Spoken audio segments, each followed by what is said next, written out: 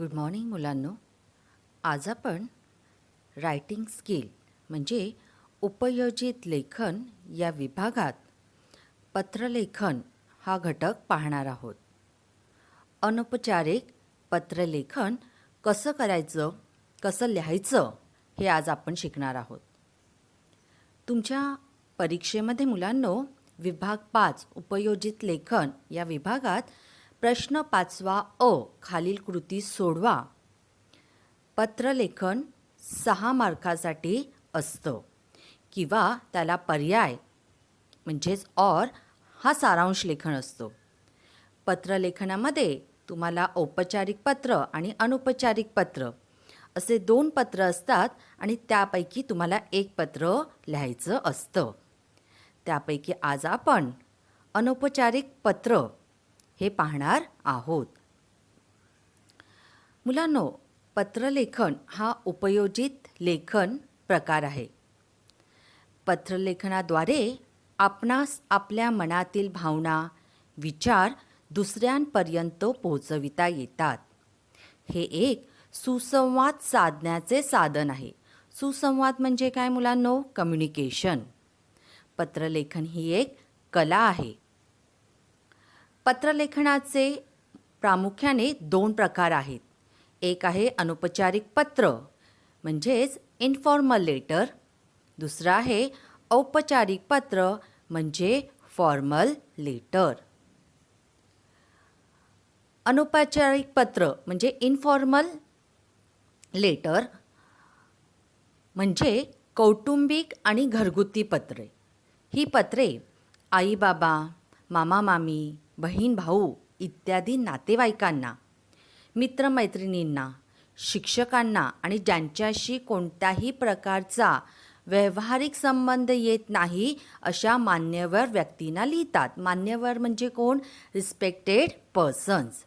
अशा सर्वांना जी पत्र लिहिली जातात ती कौटुंबिक किंवा घरगुती पत्र असतात. त्यांना अनौपचारिक म्हणजेच इन्फॉर्मल लेटर असं म्हणतात. दुसरा प्रकार आहे औपचारिक पत्र म्हणजे फॉर्मल लेटर.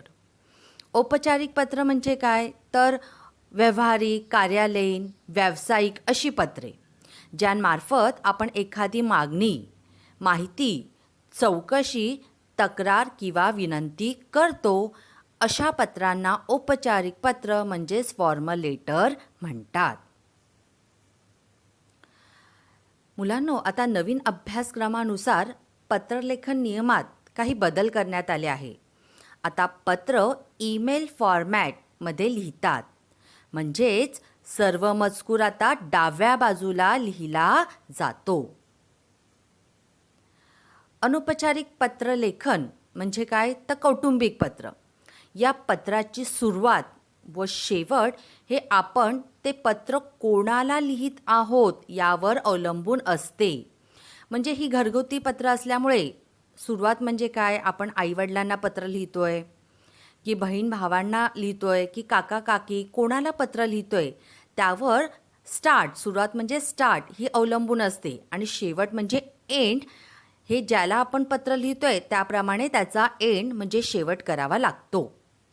या पत्रात औपचारिक पत्राप्रमाणे विषय लिहिण्याची आवश्यकता नसते. मुलांनो, म्हणजे या अनौपचारिक पत्रामध्ये जसं आपण फॉर्मल पत्रामध्ये म्हणजे औपचारिक पत्रामध्ये सब्जेक्ट लिहितो, विषय लिहितो, तसा इथे विषय लिहिला जात नाही.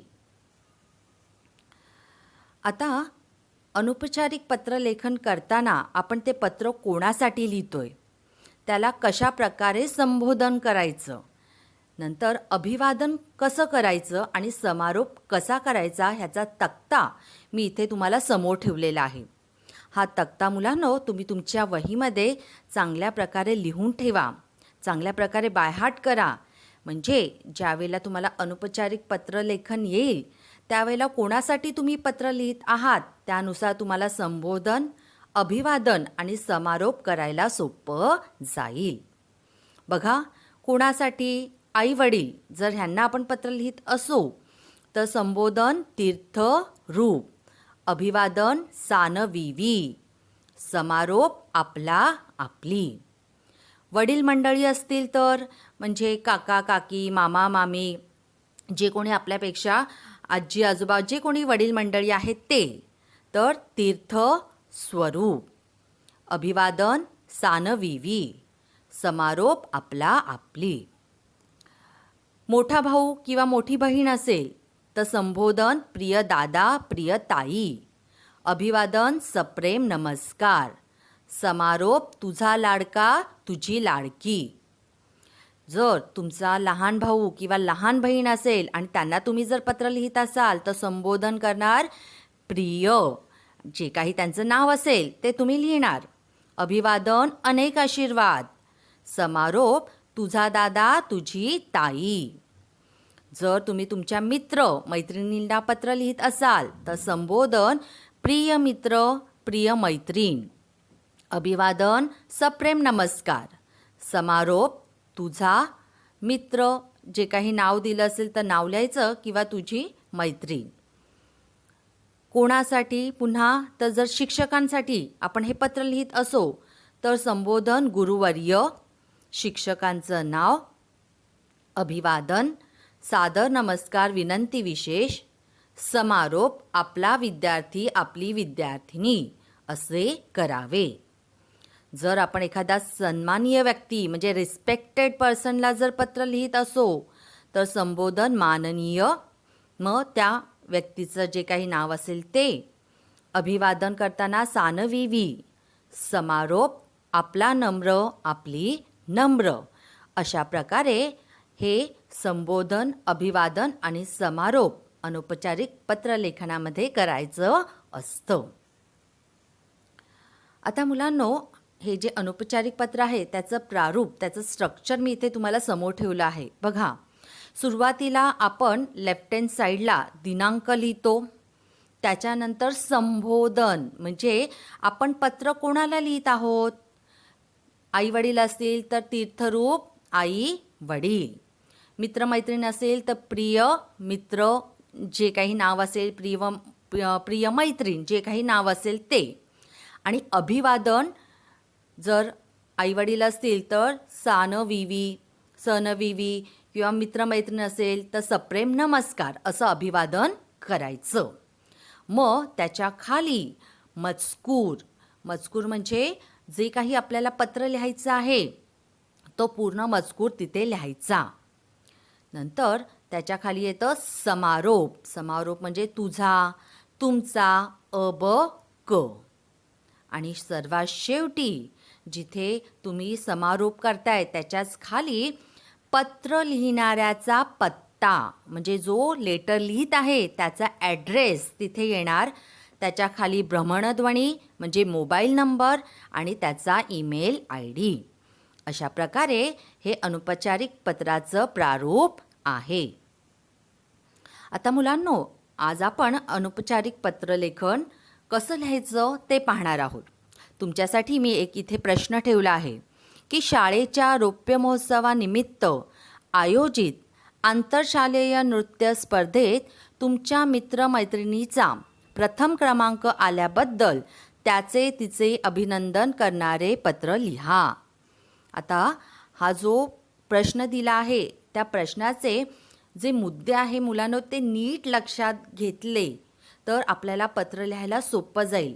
कारण जर आपल्याला त्या प्रश्नाचे पॉईंट्स किंवा मुद्दे जर लक्षात आले नाही तर पत्र चुकीचं लिहिलं जातं. म्हणून आधी काय करायचं, मुद्दे नीट लक्षात घेऊन मग पत्रलेखनाला सुरुवात करावी. बघा काय मुद्दे आहेत. शाळेचे रौप्य महोत्सवी वर्ष आहे म्हणजे सिल्वर ज्युबली किंवा गोल्डन ज्युबली आहे शाळेची. त्यानिमित्त आंतरशालेय नृत्य स्पर्धेचे आयोजन केले आहे आणि म्हणून काय इंटर स्कूल कॉम्पिटिशन, तीही कशाची, डान्सची, नृत्याची शाळेमध्ये आयोजित केलेली आहे. आणि त्या स्पर्धेत तुमच्या मित्रमैत्रिणीला प्रथम क्रमांक मिळालेला आहे, फर्स्ट प्राइज मिळालं आहे आणि त्याच्याबद्दल तुम्ही त्याचं किंवा तिचं काय करत आहात, अभिनंदन करत आहात. अशा प्रकारचं पत्र आता आपल्याला लिहायचं आहे. बघा मुलांनो, पत्र कसं लिहायचं. सुरुवातीला दिनांक 16 जून 2020. तुम्ही ज्या दिवशी हे पत्र लिहिणार आहात त्या दिवशीची डेट तिथे टाकली तरी चालते. प्रिय निलिमा हिस, बॉईज लिहिणार प्रिय रमेश यास.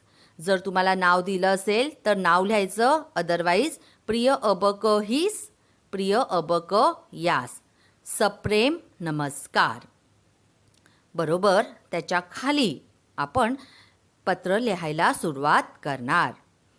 आजच्या वृत्तपत्रात तुझ्या शाळेच्या रौप्य महोत्सवी वर्षानिमित्त आयोजित आंतरशालेय नृत्य स्पर्धेत तुला प्रथम क्रमांक मिळाला ही बातमी वाचली.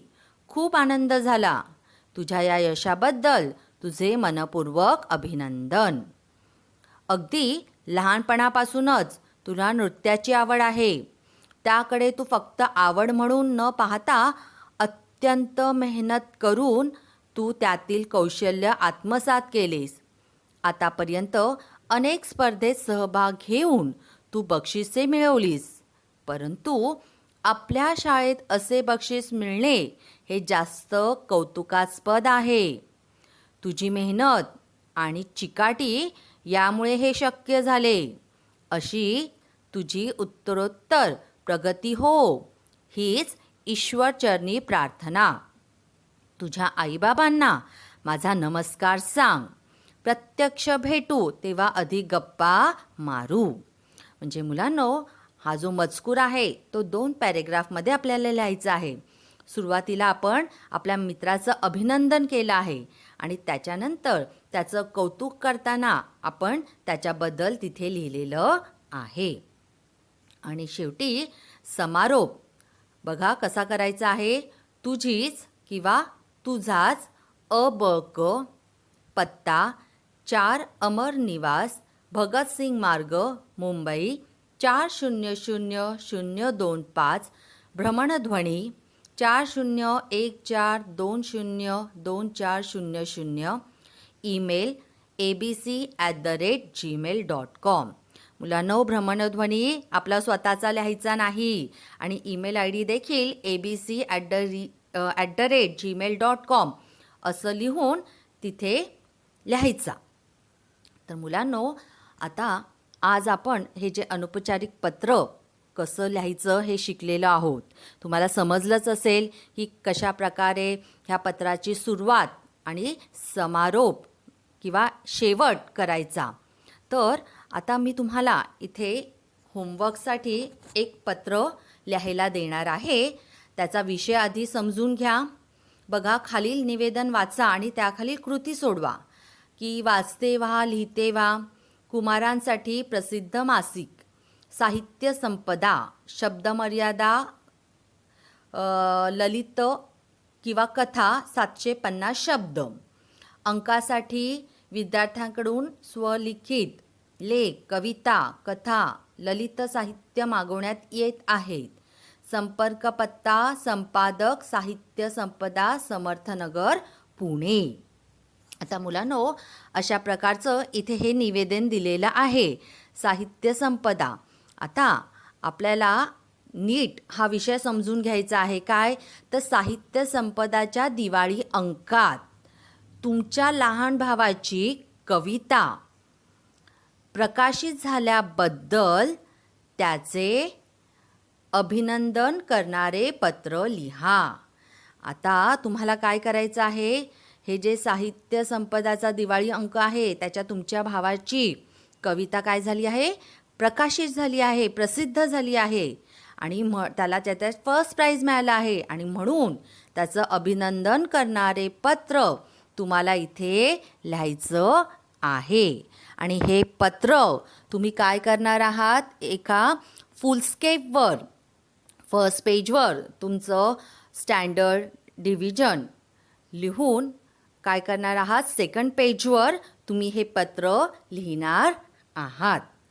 तर मुलांनो, तुम्हाला हे अनौपचारिक पत्र कसं लिहायचं आहे हे समजलंच असेल. थँक्यू.